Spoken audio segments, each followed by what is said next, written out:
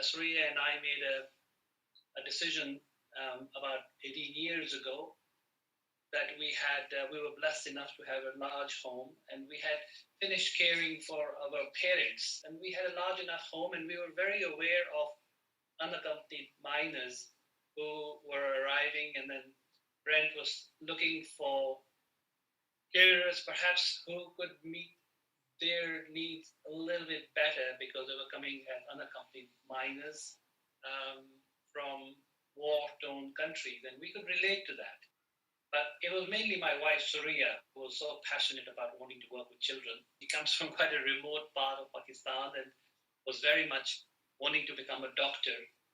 So this was a natural extension, and she could see herself playing a good role.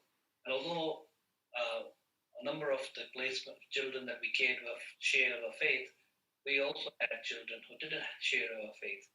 But the whole experience does broaden you. It is not naturally something that just happens. It grows on you at each instance. If you're looking up to children from different faiths, it just happens. You just open up to the whole experience. It's not a forced awakening.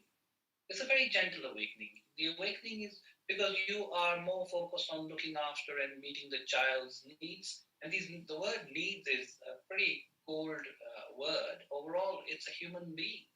And each child who walks into our home, often, over time, I'm not saying this happened with the very first few children.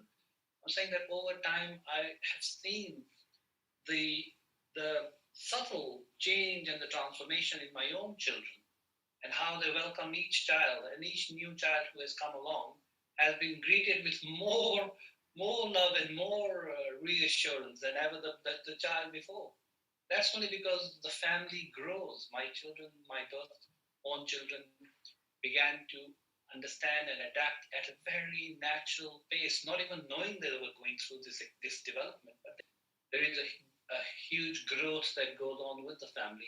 Of course, it all depends on how well you frame it. If your experiences are going to be positive with fostering, they are going to be positive because you're framing things in a positive light.